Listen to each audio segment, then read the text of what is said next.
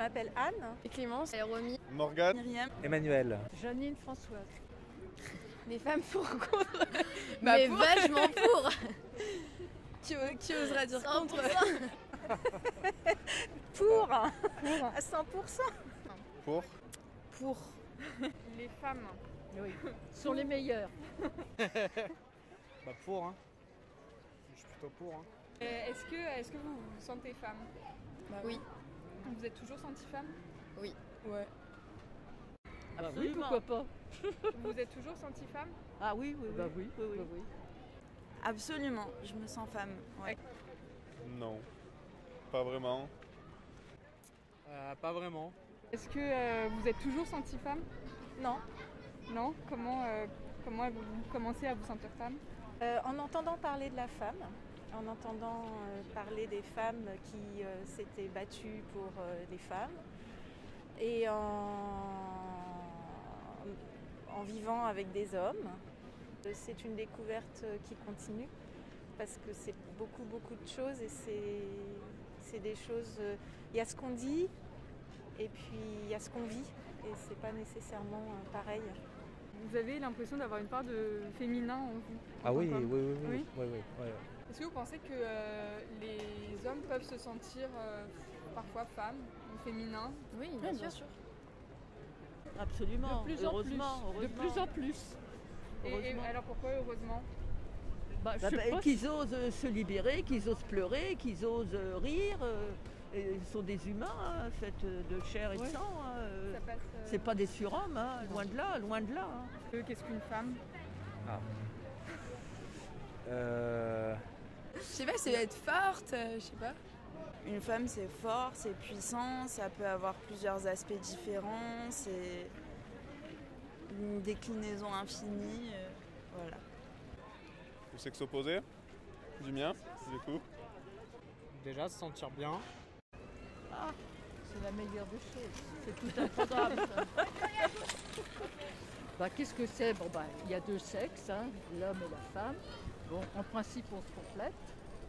Une façon d'appréhender le monde et de se positionner par rapport aux autres. Mais je pense qu'il y a des milliers de façons d'être femme ou d'être féminine. De la douceur, une certaine façon parfois de s'inquiéter. Très intelligente, très drôle. Oui, c'est l'humour aussi. Et une petite folie. Est-ce que vous pensez de la phrase de Simone de Beauvoir, on ne naît pas femme, on le devient? Non, c'est pas... Non, moi je trouve pas. Ça dépend des caractères oui, de chacune. Ça dépend, hein, puis des époques. Ouais. Mais enfin, moi j'ai toujours été... J'ai 82 ans, je me suis toujours considérée comme une femme. Ça fait partie des questions que je me pose souvent, nature ou culture en gros, mais j'ai l'impression que c'est beaucoup plus compliqué, c'est-à-dire qu'une partie de la féminité, elle est aussi naturelle, elle est là. Je pense que ça dépend. Il y en a qui le naissent et il y en a qui le deviennent. Pourquoi, je sais pas, mais c'est comme ça. On peut le devenir et ça peut arriver aussi par rapport à ce qu'on traverse dans la vie. Moi, je pense qu'on le devient, mais c'est personnel. Il faut un épanouissement personnel aussi à un moment donné. Mais comme pour les hommes d'ailleurs.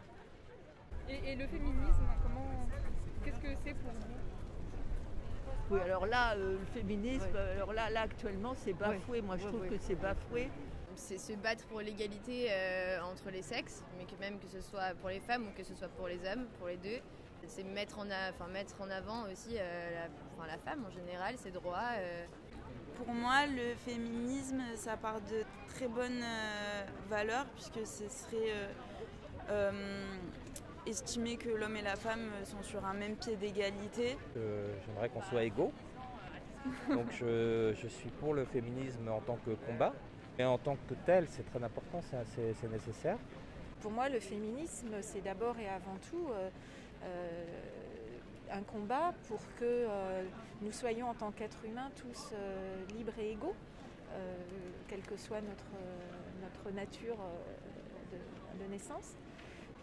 Pour moi, des fois, c'est trop connoté, c'est limite péjoratif le féminisme, alors que pourtant ça pourrait être je sais pas, je ne saurais pas le définir. Je pense qu'on doit tous être un peu féministes au fond de nous, mais pas comme les médias le montrent, par exemple.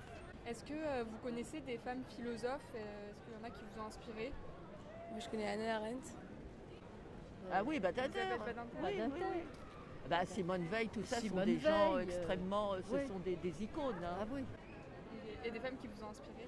Ah bah, il y en a plein. Des grandes femmes? Les femmes de ma famille, elles m'inspirent. Les femmes de là où je viens, donc du Liban, elles m'inspirent beaucoup aussi parce qu'elles sont là, elles se battent pour des droits qu'elles n'ont toujours pas parce que c'est un pays très traditionnel, arriéré, archaïque. Et elles lâchent pas l'affaire, donc bah, ces femmes-là m'inspirent, ouais. Je peux vous donner un grand nom féminin qui m'inspire beaucoup. Ça serait Gisèle Halimi, qui est une avocate qui a beaucoup lutté pour le droit des femmes et notamment dans le procès Bobigny. Il faut que ce soit une philosophe, absolument. Non, pas forcément. Ce serait plutôt une écrivaine alors. Ouais. C'était Anaïs Nin quand j'avais une vingtaine d'années et Virginia Woolf en ce moment. Bon, et pour finir sur une petite note légère, pourquoi y a-t-il quelque chose plutôt que rien? J'ai entendu cette question quelque part. Elle a été posée par Leibniz. Voilà, c'est ça. Hein. Eh bien, Parce qu'on aime bien chercher des problèmes où il n'y en a pas, peut-être. Parce qu'il y a de la vie et s'il n'y avait pas de vie, il n'y aurait rien. Parce que je pense qu'on est tous à la quête d'un sens parce que si jamais il n'y en a pas, En fait, tout est À rien quoi ensemble, bon quoi. voilà. Donc on est obligé de dire qu'il y a quelque chose parce que c'est nous qui devons trouver le truc, quoi. Mais rien, le rien, ça dépend aussi de soi. Comment on est fabriqué intellectuellement, si on est positif ou négatif. Ah, parce que pour qu'il y ait rien, il faut qu'il y ait quelque chose et pour qu'il y ait quelque chose, il faut qu'il y ait rien. Merci beaucoup.